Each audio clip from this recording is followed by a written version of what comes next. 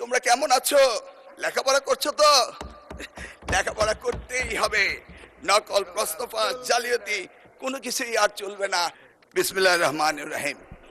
Mister speaker, ধন্যবাদ জানাই আপনাকে এবং মাননীয় সংসদ নেতা, honourable leader of the house and the prime minister এবং আমার নির্বাচনী এলাকা কচুয়াবাসীকে আমি অত্যন্ত গর্বের সাথে স্মরণ করতে চাই, আমার জীবনে সুযোগ হয়েছিল শহীদ প্রেসিডেন্ট রাষ্ট্রপতি জিয়াউর রহমানের সময় তার সান্নিধ্যে ছাত্র রাজনীতি করার, শেখার সৌভাগ্য হয়েছিল বেগম খালেদা জিয়ার গাইডলাইন নিয়ে ওনার সময়ে এই শিক্ষা মন্ত্রণালয়ের প্রতিমন্ত্রী কাজ করার।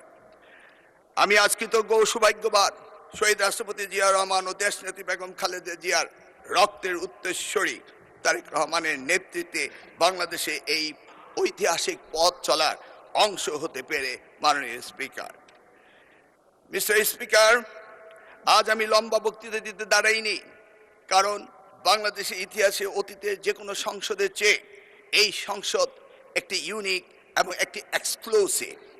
মহান জুলাই অভ্যুত্থানের পটভূমিতে শহীদের রক্তদানের মধ্য দিয়ে 2 শতক পরে জনগণের ভোটের প্রতিনিধিত্ব হয়ে এই সংসদের সৃষ্টি হয়েছিল। It is a very highly priced parliament in the country. যে কারণে লম্বা বক্তৃতা নয়, আমরা অনেকেই জানি এই অল্প সময়ের ভিতরে বক্তৃতা আমি দিচ্ছি, তার কারণ আমরা দেখেছি আমেরিকার প্রেসিডেন্ট আব্রাহাম লিঙ্কন তার জীবনের সবচেয়ে সংক্ষিপ্ত বক্তৃতায় একটি এমন উক্তি করেছিলেন যা যুগ যুগ ধরে মানুষের মনে রয়েছে, the government of the people, by the people, for the people. মাননীয় স্পিকার, এই মহান সংসদে আমি দাঁড়িয়ে আজকে আমার শিক্ষা ব্যবস্থার উপরে 2টি কথা বলতে চাই। আমি দেখেছি শহীদ রাষ্ট্রপতি জিয়াউর রহমান মাত্র 16 দিনের জন্য তিনি শিক্ষামন্ত্রীর দায়িত্ব নিয়েছিলেন এবং তিনি এই শিক্ষার ব্যাপক পরিবর্তন এনেছিলেন। তারই পরে 1991 সালে দেশমাতা বেগম খালেদা যখন প্রধানমন্ত্রী হয়েছিলেন, সেই সময়ে তিনি ব্যাপক পরিবর্তন করেছিলেন। নারী শিক্ষার বিপ্লব এনেছিলেন, শিক্ষকদের জন্য অবসর ভাতা এবং কল্যাণ ট্রাস্ট হতে শুরু করে সকল সুযোগের ব্যবস্থা করে দিয়েছিলেন। মাননীয় স্পিকার, আজকের এই প্রেক্ষাপটে আজকে আমাদের প্রধানমন্ত্রী তিনি নতুন ঘোষণা দিয়েছেন, 1 teacher 1 tab, free wifi, multimedia classroom হতে শুরু করে বিনামূল্যে স্কুলের ড্রেস এবং স্নাতক পর্যন্ত মেয়েদের উপবৃত্তির ব্যবস্থা, শিক্ষা খাতে মৌলিক বৈষম্য নিরসন এবং প্রাথমিক শিক্ষায় mid day meal, learning youth happiness হতে শুরু করে অসংখ্য, আমার এই স্বল্প সময়ের তা অসম্ভব নয় বলে আমি আর বাড়াচ্ছি না। মাননীয় স্পিকার, তিনি মাধ্যমিক স্তরও এই ধরনের অনেক সুযোগ সৃষ্টি করেছেন, এমনকি তিনি টার্সিয়ারি লেভেলের এডুকেশনও অনেক সুযোগ সৃষ্টি করেছেন, যেটা করেছিল 1992 সালে প্রাইভেট ইউনিভার্সিটি অ্যাক্ট করে বেগম খালেদা জিয়া এবং ন্যাশনাল ইউনিভার্সিটি অ্যাক্ট করে এই দেশে বেসরকারি খাতে শিক্ষার ব্যাপক পরিবর্তন এনেছিলেন মাননীয় প্রধানমন্ত্রী।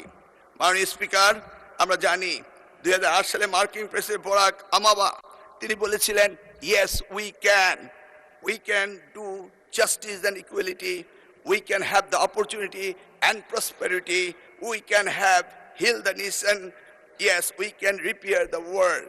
ঠিক যেমনি ভাবে আজকের প্রধানমন্ত্রী 25শে ডিসেম্বর যখন বাংলাদেশের মাটিতে এসেছিলেন, তখন তিনি বলেছিলেন, yes, we have a plan, yes, we have a plan. আমরা কিভাবে অর্থনৈতিক দুর্দশা থেকে কাটিয়ে উঠতে পারি, নতুন কর্মসংস্থান তৈরি করতে পারি এবং মানুষের জীবন কিভাবে উন্নত করতে পারি, সেই কথাগুলি তিনি বলেছিলেন, yes we have a plan. আমরা আমাদের ভাঙা বিশ্বাসকে আবারও জোড়া লাগাতে পারি, মানুষের আস্থা ফিরিয়ে আনতে পারি। তিনি বলেছিলেন, yes we have a plan. আমরা এই জাতিকে সুস্থ করতে পারি, ঘৃণা ও বিভাজনের রাজনীতি থেকে ঐক্য এবং ফিরিয়ে আনতে পারি। Yes we have a plan. আমরা শুধু একটি দেশ নয়, পুরো পৃথিবীর জন্য পরিবর্তন আনতে পারি। Yes we have a plan. তার জন্য পুরনো বস্ত্রপ্রথা রাজনীতি থেকে বেরিয়ে আসতে হবে, ক্ষমতায় থেকে টেনে ফেলার রাজনীতি বাদ দিতে হবে, সমৃদ্ধ বাংলাদেশের পথে ঐক্যবদ্ধভাবে এগিয়ে নিতে হবে। মিস্টার স্পিকার, আমি সংক্ষেপে একটা কথা বলতে চাই। আজকের দিনে কিছু কিছু পাপের কথা উঠলেই কোথাও কোথাও বিশেষ প্রতিক্রিয়া দেখা দেয়। আমরা দেখেছি কারো কারো শরীরে জ্বালা ধরে, কিন্তু কেউ কেউ শুনতে না চাইলেও আমরা কি পাপের কথা ভুলে যাব? চাইলে কি সব ভুলে যায়? মিস্টার স্পিকার, আমরা সবাই জানি কিছু পাপ আছে যার কোনো ক্ষমা হয় না, যদিও না ক্ষতিগ্রস্তরা সেই ক্ষমা না করে দেন যেটা আমাদের পবিত্র কোরআন শরীফে রয়েছে। আমরা বাস্তবতায় অনেক সময় অনেক কিছু মেনে নেই, উপেক্ষা করি, হজম করি এবং কম্প্রোমাইজ করি, কিন্তু তাই বলে পাপ কি কখনো মুছে যায়? উত্তর একটাই, পাপ কখনো মুছে যায় না। সত্যটা হলো এই জাতির ইতিহাসে সবচেয়ে বড় পাপের ঘটনাটি ঘটেছিল 1971 সালে। 54 বছর পরও জাতি তা ভুলে যায়নি। তার প্রমাণ 2026 সালের 12ই ফেব্রুয়ারি আজকের এই মহান সংসদে আমরা এসেছি।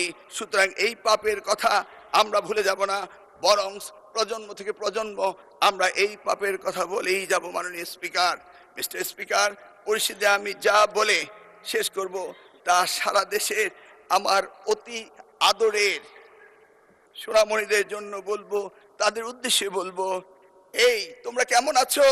লেখাপড়া করছো তো? লেখাপড়া করতেই হবে। নকল, প্রশ্নফাঁস, জালিয়াতি কোনো কিছুই আর চলবে না। মিস্টার স্পিকার, আপনাকে ধন্যবাদ, আমি সময়ের মধ্যে শেষ করতে পেরেছি। আল্লাহ হাফেজ। ধন্যবাদ মাননীয় মন্ত্রী।